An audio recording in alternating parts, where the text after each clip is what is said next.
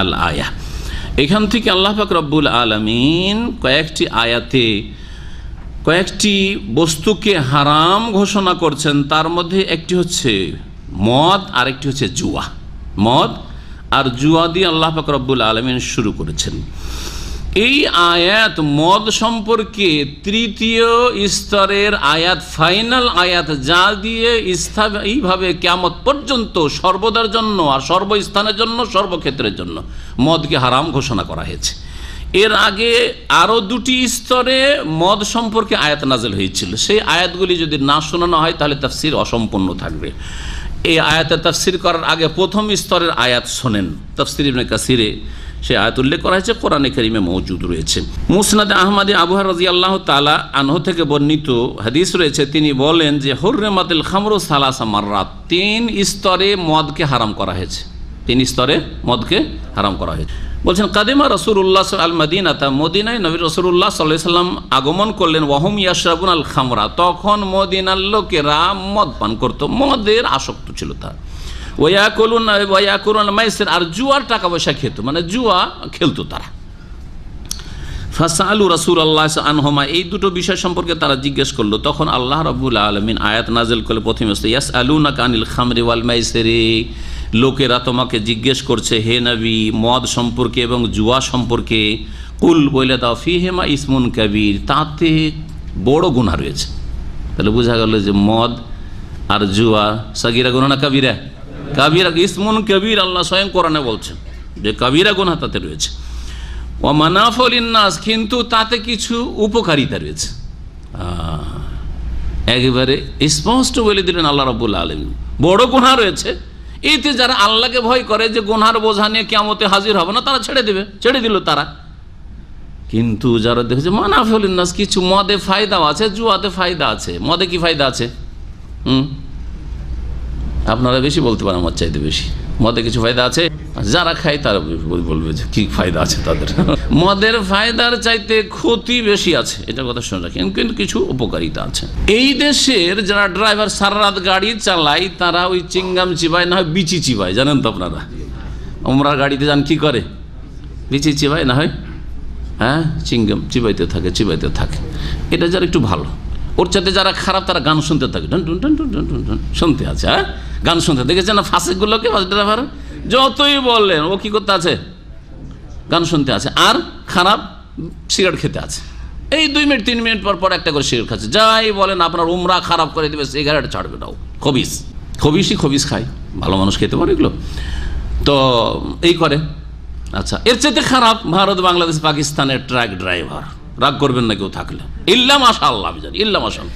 একজন ট্রাক ড্রাইভারকে চিনতাম, মাদ্রাসার ছাত্র জীবনে একজন পরিচয় করেছিল, বলছে এই লোক মুসলিম, এই লোক পান পর্যন্ত খায় না, জর্দা তো দূরের কথা, সিগারেট বিড়ি তো দূরের কথা, মদ তো দূরের কথা, কিন্তু ট্রাকের ড্রাইভার, দূরপাল্লার ট্রাক চালায়।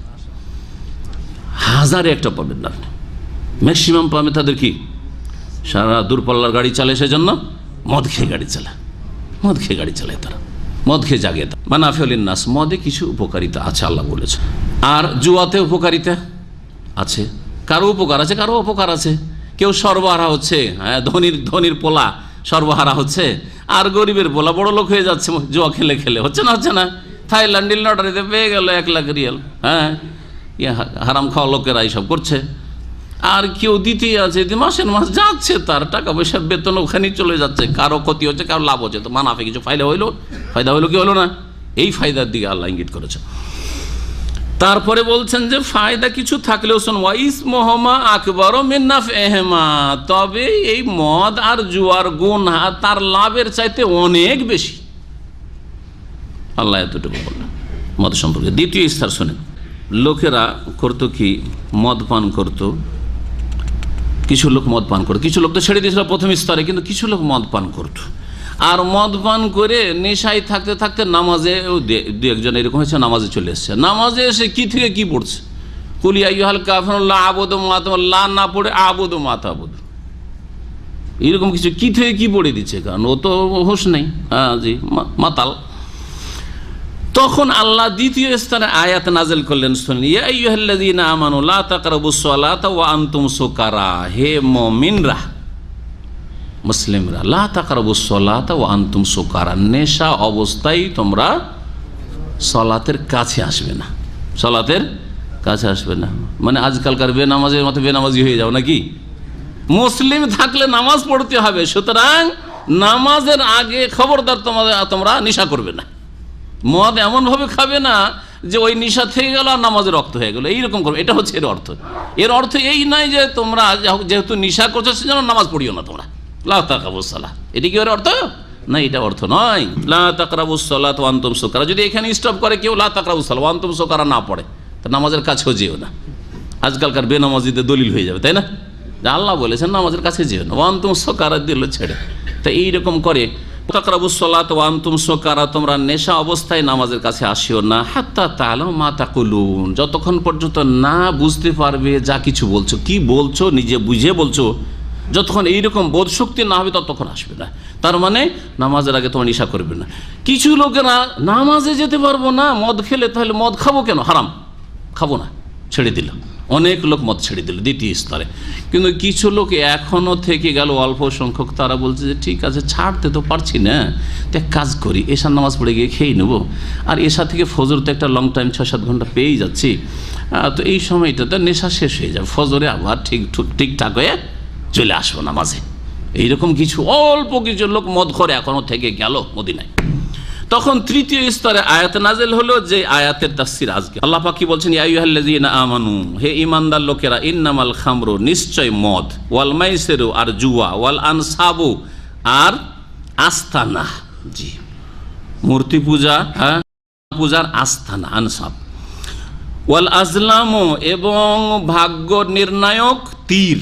আজলাম, আজলাম মানে হচ্ছে ভাগ্য নির্ণয়ের তীর, যে জাহিলিয়াতের যুগে তীর দিয়ে তারা ভাগ্য নির্ণয় করতো, যে ভাগ্য ভালো হবে না মন্দ হবে, সফর করার ক্ষেত্রে বা বিবাহ শাদীর ক্ষেত্রে বা কোনো কাজ সিদ্ধান্ত নেওয়ার ক্ষেত্রে।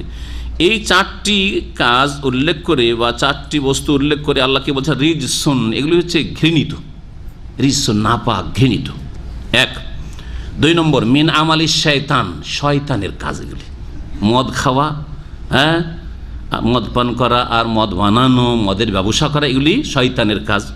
3 নম্বর, ফাজতানিবুহু, সুতরাং তোমরা বেঁচে থাকো। 4 নম্বর, লাআল্লাকুম তুফলিহুন, তাতে তোমরা সফল কাম হইতে পারবে, সফলতা লাভ করে যদি বেঁচে থাকো এই পাপগুলি থেকে, এই নোংরামিগুলি থেকে, তাহলে সফল কাম হইতে পারবে। ভালো করে শোনেন, এগুলি হচ্ছে ধর্মীয় ক্ষয়ক্ষতি মদের আর জুয়ার।